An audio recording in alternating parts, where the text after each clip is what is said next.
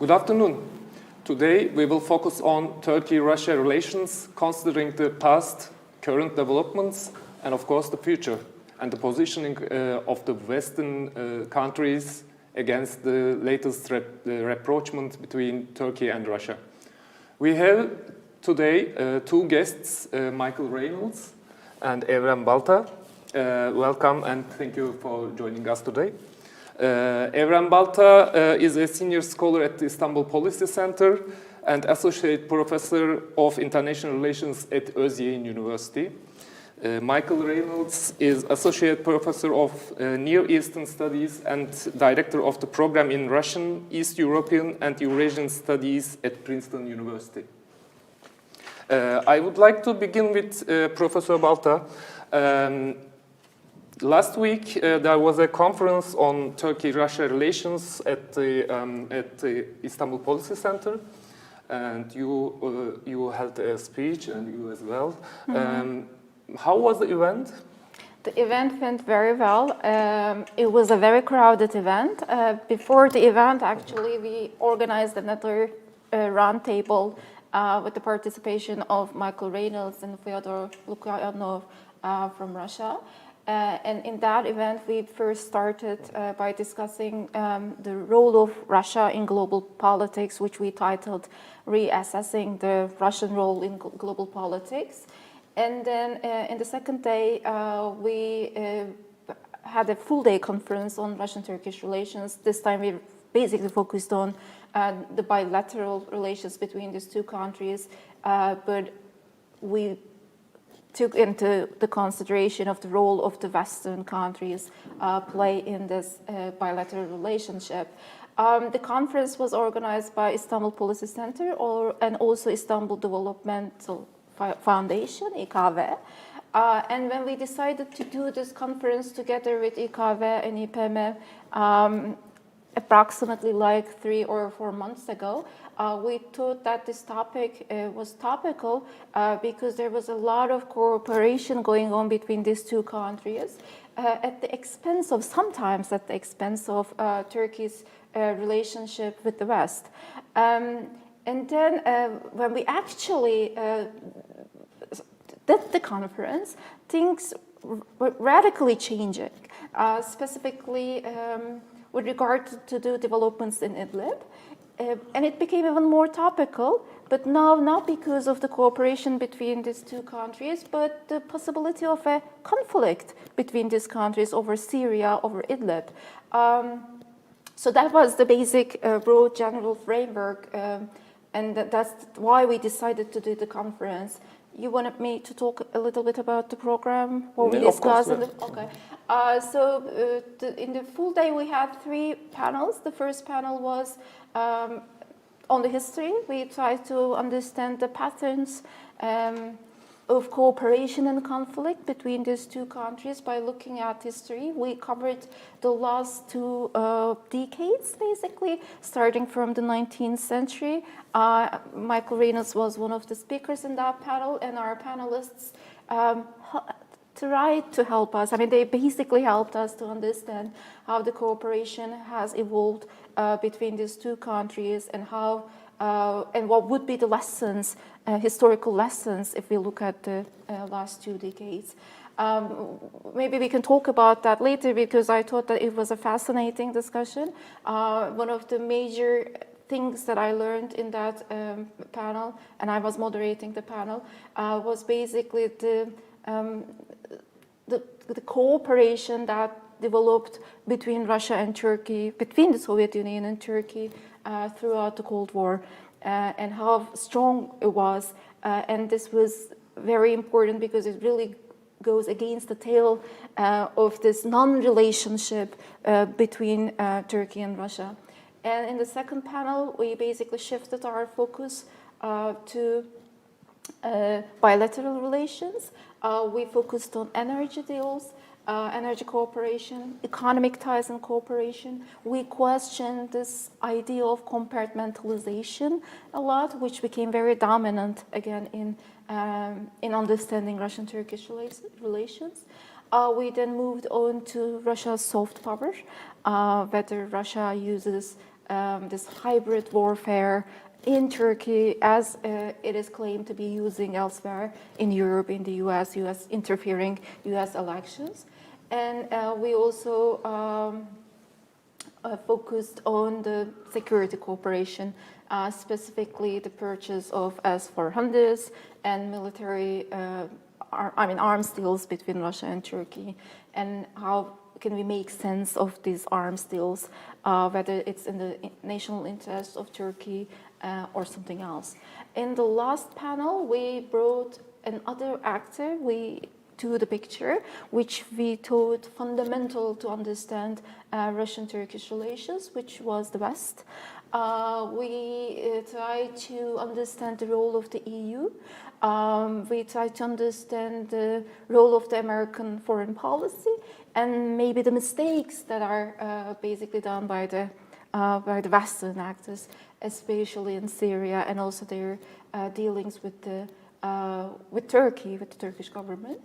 And we also questioned whether these two actors, Russia and Turkey, are becoming normative contestants of the emerging or the world order, and they are the emerging actors, emerging normative actors.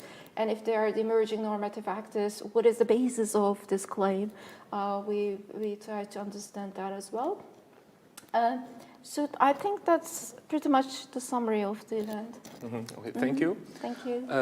Mr. Reynolds, you were one of the speakers of the conference, as we mentioned, and the session in which you had a speech had a title like, "Can Russian and Turkish relations escape history?"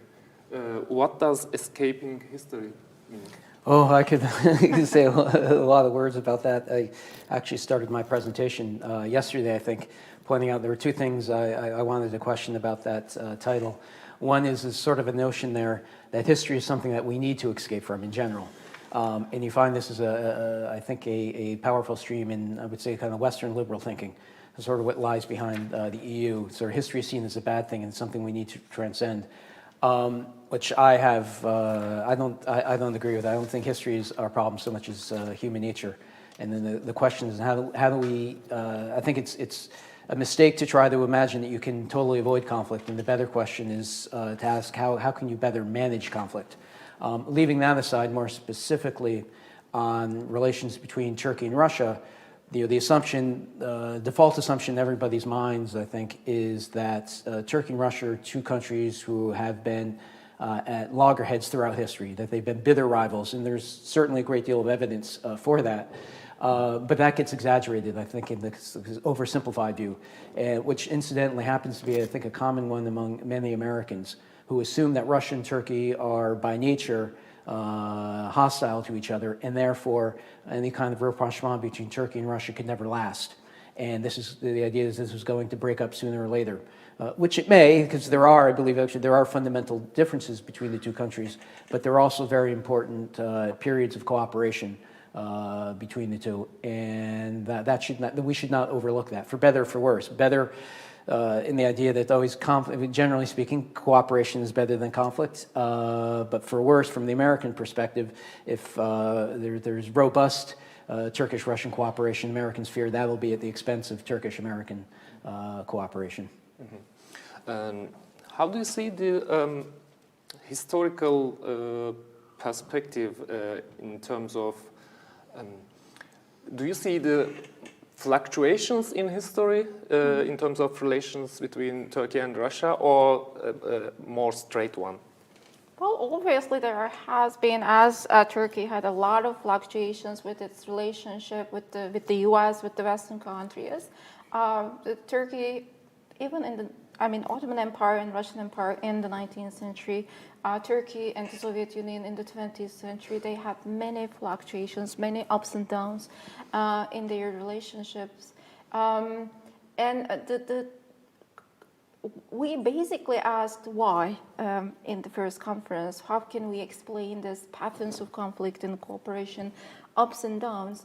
And as Dr. Reynolds mentioned, we focused on two basic elements.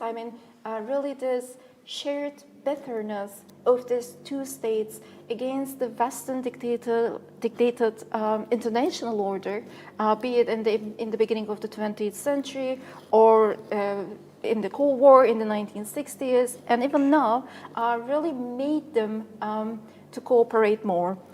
This was one of the incentives of those two states to work together, to balance the West, or to reassert their position in global politics. This was one of the dynamics that, or the factors that really shaped this ups and downs. For example, when Turkey had better relations with the West, and when the Turkish government, Ankara government, felt that it was being backed up by the Western governments, specifically in its security sensitivities, I would say, then they had less of incentive to cooperate with Russia, although the cooperation was still there in terms of economy, in terms of energy, but in terms of security cooperation, now I'm talking less of an incentive to cooperate with Russia. And the second one is basically related to this aspect. Turkey and Russia had conflicting interests in the region. They are both ambitious states, and sometimes their ambition is increases. When saying region, I mean, Russia is more like a global power, but Turkey has more like regional ambitions, and sometimes these regional ambitions of these two states really do not go along together well. We see this in the case of Syria, we see this in the case of Libya, we saw this in the 1990s in Central Asia and Caucasus, in Balkans as well. So they all want to be increase their influence in this wider region. So they have this conflictual dynamics. So when they become more assertive in that sense regionally, they're basically more, I mean, the possibility of conflict increases, I would say. And that's another dimension to understand these ups and downs. And the third dimension would be both states have different understandings of what an internal security threat is. This is sometimes not really in parallel. I mean, for Turkey, you can see this dynamic in work in Syria. For Turkey, it's the Kurdish question, and which really goes back to Turkey's being jealous of its borders, its sensitivity about its territorial integrity. Then you have, like this idea of I mean, if I go back to the Syria transnationalization of the Kurdish question, and in the case of Russia, it's basically, especially more recently, what you see is the internal security threat is basically related to the Islamic Jihad, the role of Islamist elements in this wider region and how to control that. And in that perspective, we can talk about this later on as well, but in that perspective, their security perceptions are a bit conflictual. And Turkey and Russia can only cooperate when they really resolve this issue of how to see who the threat is, the real threat is. And when they resolve this issue, they don't have to resolve it completely. When they come to an understanding that they need each other in order to resolve these issues, then they cooperate more. And this was the case in the past as well. For example, in the 1990s, they couldn't really resolve the issue of the Chechens versus Kurds, and it was more of a conflictual period. So these three dynamics really, I think this is not, a lesson that I'm taking from the conference only, but I think these three dynamics are really important. Especially 1990s, Central Asia was also a problematic point, yeah. I think. Turkey becoming the model country. Yes. Someone said in the conference, Turkey was the West, not just, which I find quite interesting. Okay. Mr. Reynolds, how do you evaluate the latest cooperation or rapprochement between Turkey and Russia in recent years. Is it a temporary thing, or are there any similarities in the history? Just to pick up where we're off, I would totally agree that the really remarkable thing I find about Turkish-Russian relations over the course of, let's say, the past 5 years or so, is how the ambitions of these two states are at loggerheads, are in opposition to each other, much more than they are compatible with each other. In particular, in Syria, Turkey desired, like the United States, desired the overthrow of Assad and his regime, whereas Russia was committed to that. They are at loggerheads in Libya, and these are two flashpoints that are really quite, their interests are directly opposed to each other and are quite conflictual. And then there are others, such as Crimea. One can look to the Caucasus. Still, Turkey tilts towards Azerbaijan. Armenia is a close ally of Russia. So there are many, many different points where, in fact, one looks at the interests of the two countries, and they are opposed to each other. And of course, we even had the incident where Turkey shot down a Russian jet. So there's a lot that there's a big mystery here. Why is it that Turkey and Russia, the perception that they are getting along, which is I think, well, I should say they are getting along. We don't know what's going on day to day. A great deal could change if there is going to be, we can't exclude the possibility of actually armed conflict going on between the Turkish armed forces and the Russian in Syria right now. But despite all this tension between the two, the relations are not bad, and there is even a certain sympathy between Moscow and Ankara. And of course, the best example of this is the purchase of the S-400s from Russia. And so the question is, what explains this? And I think here the explanation relates both Moscow and Ankara agree that their most important, greatest threat is the United States. Well, actually, different reasons, one could say. Well, rather than get into those reasons right now, I'll just say that they both see the United States as their primary threat, and therefore this is what's underlying the cooperation. And here's where, in some of the things I've written, I've pointed out that one always has to be careful about comparing contemporary events to historical ones. In trying to draw too many direct parallels, but I am struck by the parallel between the recent past and that of I guess you might call it the independence, post-World War I period in Turkish history, when Mustafa Kemal, in fighting the war for independence, reached out to Vladimir Lenin. This was his first act in the international stage and established an alliance which enabled the establishment of the Turkish Republic. And it's the one great example of this, how important this was, is if you go to Taksim and you look at the monument to the Republic, and who's the one foreigner there?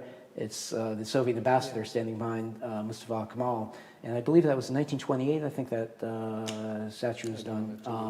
So it was after that struggle, not during it, but not so long after that that the struggle had been forgotten. So I think that is telling. And what drove relations between the two countries back then was the perception that the British, first and foremost, and secondarily the French and the other Western imperial powers, were again the primary threats to the Bolshevik Russia and to Mustafa Kemal. And likewise, I think one thing that's very common in the West today, in the United States, is to try to explain Turkish-Russian relations as a function of shared authoritarianism, which I don't buy that argument. I don't agree with it. I think it's much too facile. And it's similar if someone tried to argue, well, Lenin and Mustafa Kemal, they looked to each other because they were both authoritarian figures. That doesn't explain the relations back then, and likewise, I don't think that there's any kind of shared affinity explains Erdogan's and Putin's cooperation. Again, could someone try to explain the long history of wars between the Russian czars and Ottoman sultans by any ideological, they had a great deal more in common ideologically than they did from this perspective of authoritarianism. I find geopolitical explanations to be far more powerful, and I think it's sort of a lazy and self-indulgent one to point to the personalities involved and to this idea, well, simply they aren't the kind of Democrats that we would prefer, and therefore this explains it. I think Americans have to be much more self-critical if they're to improve in, their policies. Okay. May I just comment on this? Of course. I mean, I do agree that it is a very simplistic explanation to look at the regime type of both these countries and see that there is a similarity, and the similarity drives them together. But on the other hand, as we discussed in the conference, if you look at the S-400 decision, for example, which became really the symbol of Turkey's drift from the Euro-Atlantic Alliance or the Western Alliance, you see the role of the leaders or the emergence of leaders who are not locked in by public or bureaucratic pressures. And as one of our speakers, panelists, have explained us about the decision of S-400s, that there were no institutional ownership of the decision, and the decision was basically a result of deinstitutionalization of the Turkish foreign policy. So at the macro level, maybe it's not, I mean, about, like the similarity of these two regimes, but when you look at the geopolitical decisions and how they are made, they're closely connected, how the decisions are made as a result of the changes in this regime, more leadership-oriented, more personalized, more centralized, a lot of deinstitutionalization going on. So maybe we should just, not focusing on the similarity, but focusing on how this macro-political changes transform the decision-making environment in these countries, and that is what matters most than the similarity, maybe. Now I would like to talk about the current, very current developments, I mean Idlib or Syria or Middle East. Do you see a threat between Russia and Turkey to militarily clash or not? Or how do you see the latest developments? I wish I could say that let me put it this way. I think the possibility of a clash again between Turkish and the Russian militaries is all too possible. I'm not going to say I'm going to predict that. I don't think either side wants that. But it's so complex in Syria that I don't think anyone can exclude that. I mean, whether the two Turkish soldiers the other day had been killed. From some reports, I saw it was Russian airstrikes that did it, and I'd seen other. I mean, there's so many because there's so many actors inside of Syria. There is the Russian military. There's the Syrian, the forces of the Syrian government. Attached to those are various militias, some backed by Iran. Then you have a whole plethora of groups backed by Turkey, ranging from very unsavory jihadist groups to others. And all of these, one could imagine having a stake in wanting to provoke one side or the other. Anything, I think, could happen because, again, you have so many forces in close proximity to each other, in which one might also say the Americans being in there. When the Americans were on patrol not that long ago, and there was some conflict with both Syrian armed forces, with Russians. I mean, all too easy to imagine some sort of collision on the road. Shooting could start. The question, as I asked, is also for you. How do you evaluate the latest situation in Syria? Possibility of a clash. I mean, it's already happening, I guess. And also, I'm a political scientist by training, and when we try to understand the emergence of wars, we basically say that it's not the intentions of the actors, not always.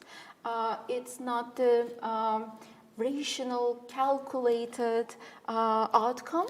I mean, wars do not happen as a result of, like the strategic plan, long-term plans of the actors, and sometimes they do happen as a result of accidents, miscalculation, misperception, and I do see that a lot of miscalculation and misperception going on in Syria right now. And that's true for all sides, for Syria, for Russia, for Turkey. They do a lot of miscalculation, misperception, and the environment, the climate is really open to major accidents, and it's happening right now. And I do see that there is a possibility of escalation, even more. But I still do hope that because Turkey and Russia still need each other in the resolution of the Syrian situation, I do hope that the conflict at some point will freeze, or it's going to be a more of it will reach a certain point, it will freeze there for a certain period of time, and then probably then there could be another escalation. It's not going to be resolved soon because the interests, as we discussed in the beginning of this program, the interests of both Russia, Assad, and Turkey are very different right now. They basically really sidelined those interests in the last 2 years, 3 years after 2016 with the Sochi and Astana processes, but it's coming up right now, and it's not really easy to contain. Here the fact is that the Russian side has been clear about what it wants for Syria, to get back the territory as much as possible prior to the Syrian conflict and the territorial integrity of the Syrian state, and also keep the Assad in power. But for Turkey, and it's again a normative contestation, they say that we have to keep Syria intact. And in the case of Turkey, however, it's not clear whether Turkey is after territorial integrity of Syria. When it comes to Kurds, Turkey underlines, emphasizes the importance of territorial integrity, no autonomy within Syria. But also it tries, when it comes to the opposition, it seems that, and I think that's what the problem is with Russia, Turkey wants an autonomous territory for the opposition. And when you come back to the Russian side, it's not about, and we can discuss this later on as well, for Russia, it's not about only the radical Islamic jihadists. If you look at Russia's past military campaigns, for example, in Chechnya, the target is always moderates because they are the ones who legitimize internationally the presence of autonomy or the insurgency, this and that. So there is no moderate or radical Islam / they're all the same in the case of Russia. So they really don't want this autonomous zone for the moderates. And that is a real important difference between Turkey and Russia, because Turkey has been working with the moderate political forces since 2013 to 2012, since the start of the Syrian conflict. I think it's very difficult to resolve this issue. We have many points and time is running very fast, so let's talk about some Western side, especially American side. How does American side see the relations between Turkey and Russia, this approachment, and in general Turkish-American relations? I think, again, I think I made this point at the beginning. Many Americans, I think, thought that there is no way that Turkey and Russia could really have any sort of rapprochement, and that even when Erdogan was in negotiations to buy the S-400s and was insisting, I'm really going to do this, my impression is that the key American decision makers, policymakers, thought, well, this is just a bluff. He's really not going to do this. This is sort of unthinkable. And Americans were genuinely surprised when, lo and behold, the S-400 missiles were delivered. And of course, the day that they were delivered happened to be the day, I guess, would you call it the anniversary of the July 15th, 2016 failed putsch or failed coup, which was highly symbolic in the message to Americans. So I think America certainly has been worried by the rapprochement, and has also been confused, and to this day doesn't really quite know what to make of it. There is a great deal, I shouldn't say a great deal, but there is excitement among some parts of the American establishment that see the possibility of a clash between Russia and Turkey. There is a clash taking place between Russia and Turkey in the diplomatic level, perhaps a military one. I think that this might be a way to bring Turkey back over closer to the United States, should that happen. There are many things that separate, as I was saying earlier, many points in which Russia and Turkey have very divergent interests, in fact, clashing interests. But I think that those Americans hoping that Turkey will inevitably come back to the United States and pull away from Russia they shouldn't be quite so confident. How do you see the future of the NATO in general and the future of Turkey as a NATO member in special? I think this is a great example of the difficulties of NATO, and this is incidentally one of the reasons why, my personal opinion was at the end of the Cold War, NATO should have been disbanded because it had served its purpose, and a new organization should have been developed to replace it. And likewise, I spoke a bit about this. I think it was the day when we had the workshop on more focused on Russian foreign policy. The effect of the war in Georgia and the fact that the United States in 2008 lost a great deal of credibility there. And it was a large defeat for the United States, which wasn't recognized by the U.S. because Georgia was so distant from the U.S. and wasn't a vital interest. And the question then being, why were we saying we plan to extend NATO membership to Georgia? Likewise, Ukraine, I believe that there too, the United States has gotten very little out of that conflict. And coming back now to Turkey, we can see here, as any chain is only as strong as its weakest links, as NATO has gotten larger and larger, I think it's actually gotten weaker. And what's taking place now with Turkey and Russia is so confused. Now, this is really involve all NATO members. If Turkey is to enter into a military clash with Russia, what would happen if Turkey requests, invokes the right of an ally to request other NATO members to defend it? And likewise, I don't know what the current status of this, the request for Patriot missiles to be deployed against Russia, because I imagine some NATO members might say, this isn't a NATO question, this is Turkey's question. This is Turkey's created its own problem in Idlib in its own effort to overthrow the Assad government, which the United States was a partner in that effort, but that wasn't, technically speaking, a NATO effort. And it now makes a very, I think, confused time for NATO. How strongly will NATO want to back Turkey? And if it doesn't back Turkey, then what does that say about NATO overall as an alliance?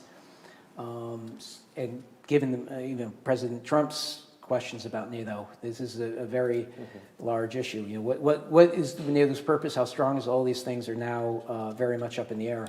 And that is adds another bit of instability to what's taking place in Syria. That it's not clear how important will the United States judge what's taking place in Syria, what Turkey's doing, how strongly should the United States back Turkey. Turkey might miscalculate, thinking we can stand up to the Russians because ultimately the Americans and NATO will be behind their backs. But if they're not, again, all of these things. And Russia likewise might be thinking, let's provoke something. We can provoke enough to make it clear that NATO isn't going to back Turkey, and we can deal a blow to NATO and Turkey. And they might miscalculate if, in fact, NATO does rally, if there were a clash and NATO were to rally to Turkey's side. Again, it's really a potentially very explosive situation in Syria. This question is also for you, Professor Balta. How does the West see this approachment or cooperation between Turkey and Russia? Oh, well, I basically agree with what Dr. Reynolds has said. In the beginning, if I go back to 3 years ago, it was basically thought that it was a marriage of convenience, as it was in the 1920s. It wasn't for the Western actors a strategic or a value-based relationship, and which in fact was correct. It still is not a trust-based, value-based, interest-based relationship. It is basically, as we discussed, based on needs. These two actors basically need each other in order to balance the West and the security trust that we were talking about. But over time, the perception in the West has evolved to see this relationship as a value-based relationship. Not as a relationship of convenience, but because of the similarity between these two regimes, because they share so many similar features in terms of decision-making processes and this and that, they begin to think that this is an emerging alliance that is not only tied to balance the power of the West, but also tied to balance the, like the value system that the West has created, growing authoritarianism, this and that, which I think the perception that was prevalent 3 or 4 years ago was more apt, actually, to see this relationship as a marriage of convenience. They needed each other. But when you see it as a relationship that's based on values, trust, very strong relationship, then the way that you deal with this relationship changes radically. And since it does not reflect the essence of this relationship, and then the West has less of, tools really to deal with this relationship. I mean, the better way is to see it more pragmatic, opportunist, and a need-based relationship.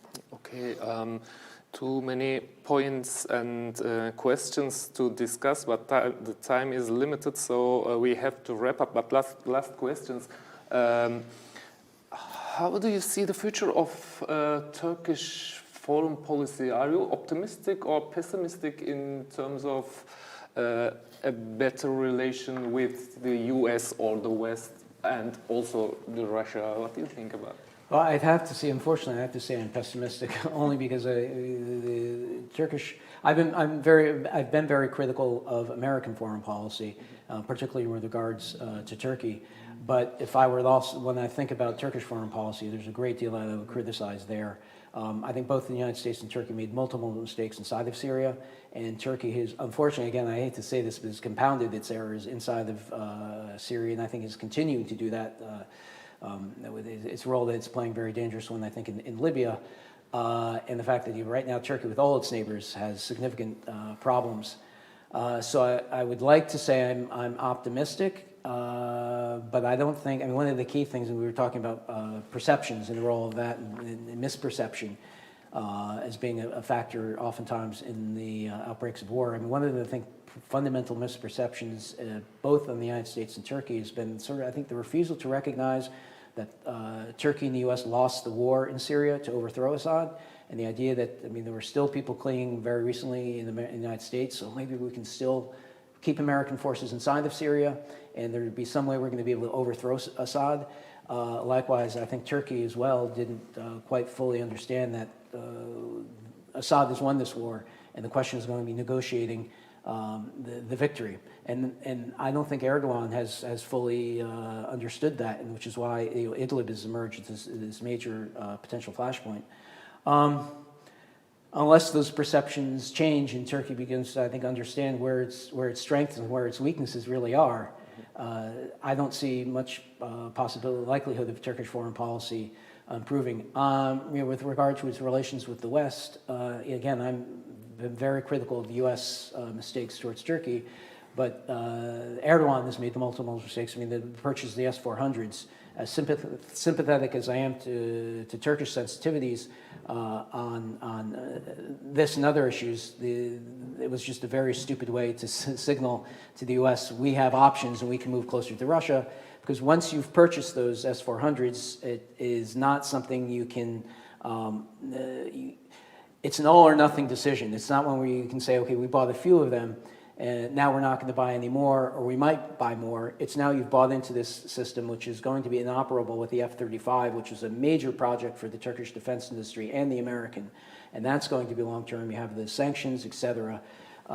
This was a very poor choice by Erdogan of a way of signaling to the United States, because now he's stuck with these missiles that may not.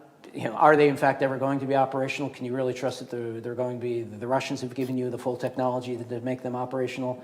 How are they going to be integrated with the rest of the Turkish armed forces? I mean, technical experts can answer those questions. My understanding is that this is not so easy. So that, likewise, he's alienated, I think, a great deal of Europeans, and I share much of Turkey's. Again, there's a great deal to be said on the Turkish case, but the way that Erdogan has been, his rhetoric has been so dismissive of the Europeans. There too, I think it would be very difficult to patch up things, and that's why I think there certainly is inside the Washington D.C. Sentiment that Turkey's made its own bed, let it lie in it, that this is their problem, and they're going to have to suffer for it, and which is short-sighted ultimately for the United States as well. But I don't yet see. I think. Well, I guess I'll close with this. I think there's a growing recognition, I hope there is among Erdogan in Ankara, the people making decisions in Turkey, certainly outside of those circles there, that Turkey's in a very vulnerable position and it has made mistakes and needs to stop making them.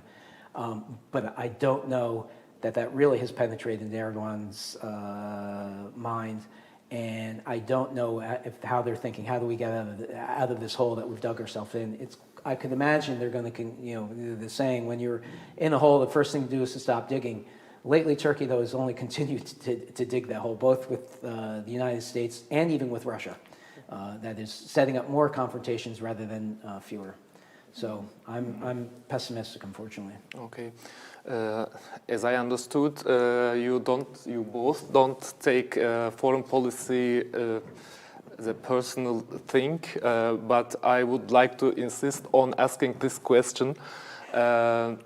Another president in the US, another president in Russia, or another president in Turkey can change the relations? Well, again, let me answer by either positive or negative. Referring to more of a conceptual discussion. Personalities matter. I mean, leadership personality of the leaders really make a lot of sense in understanding foreign policy decisions, but to some extent.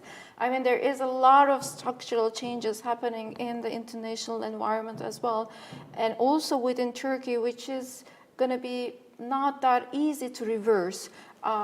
Structurally, in the conference, someone used this explanation of what's happening. I mean, when trying to explain what's happening for Turkey and Russia, and it was something like this. Both these countries wanted to have a seat on the table, but then the table collapsed. So we're basically talking about Westerlessness. So the West as the normative hook of the Turkish foreign policy disappeared, and it's not going to come back.